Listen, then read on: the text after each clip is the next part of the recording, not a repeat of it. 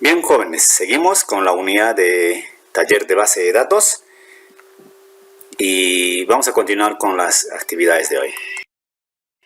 Estamos tratando ahora el tema de definición de tipos de campo de toda la relación que nos habíamos propuesto, ¿no? Bueno, estamos en la actividad número 6, que está titulado Definición de tipos de campos. Lo que usted tiene que lograr hoy es que tiene que aprender a construir o a establecer o a describir los campos de una tabla. Ese es el objetivo de esta actividad. Entonces vamos a hablar sobre campos numéricos, campos alfanuméricos, campos fechas y cómo se trabaja con esos campos, y también vamos a hablar un ejemplo práctico de lo que ya habíamos empezado sobre el desarrollo de los campos de una biblioteca. Ahora, cuando hablamos de campos, ¿no? ¿Qué es un campo, no? Entonces, un campo, como usted puede ver acá, ¿no? Un campo es una columna, ¿no? Un campo es una columna donde indica, ¿no? Donde indica los datos de todos los registros, ¿no? En una columna, ¿no? O sea, ese es un campo.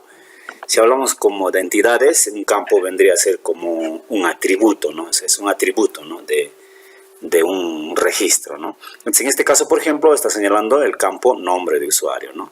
Entonces, mire, ese nombre de usuario acá en este sector, ¿no? En la definición de la estructura de una tabla, ¿no? Podemos verlo ahí, ¿no? Existen tipos de campo de una tabla, ¿no? Hay campos numéricos, de tipo texto, de tipo fecha, ¿no? Entonces acá, por ejemplo, cuando se diseña una tabla es necesario en forma obligatoria definir los campos que van a contener una tabla.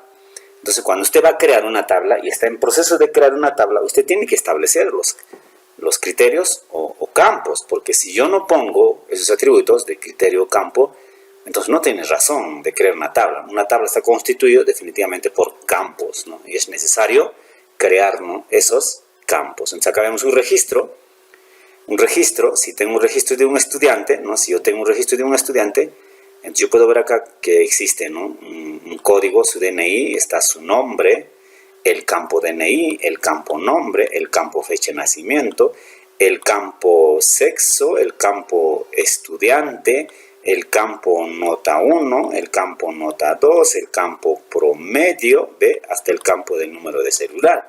Entonces son campos, ¿no? Entonces, el conjunto de campos vendría a ser...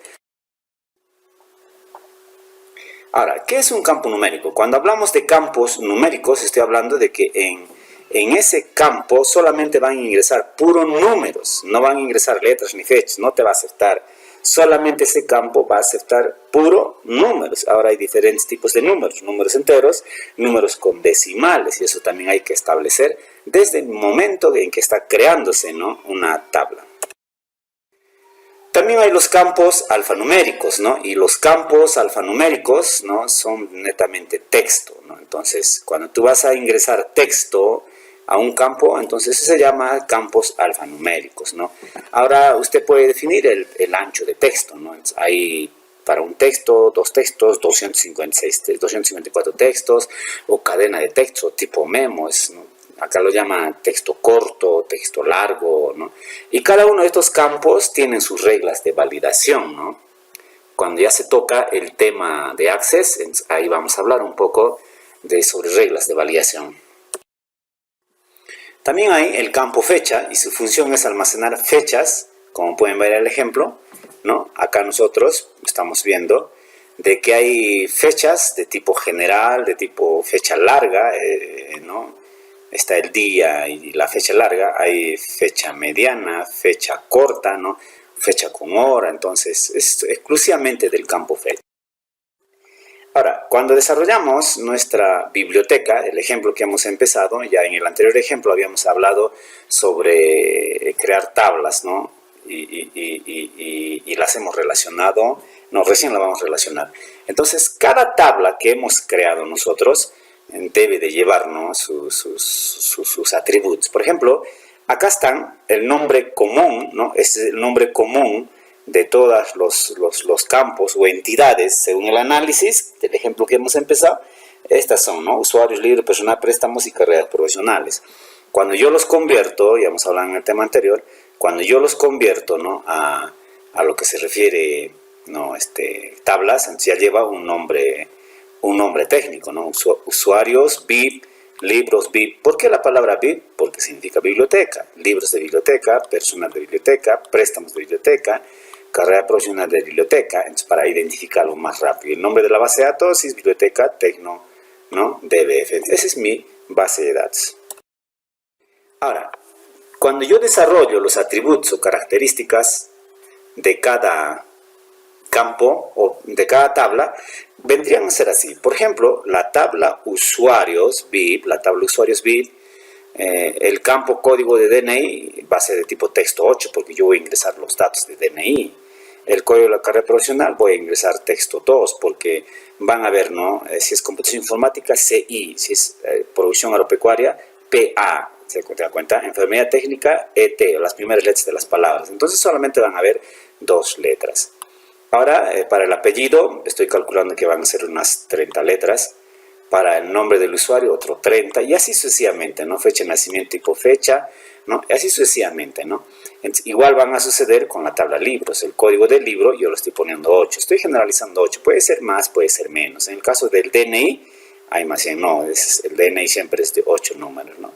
Ahora, en el caso de la tabla personal,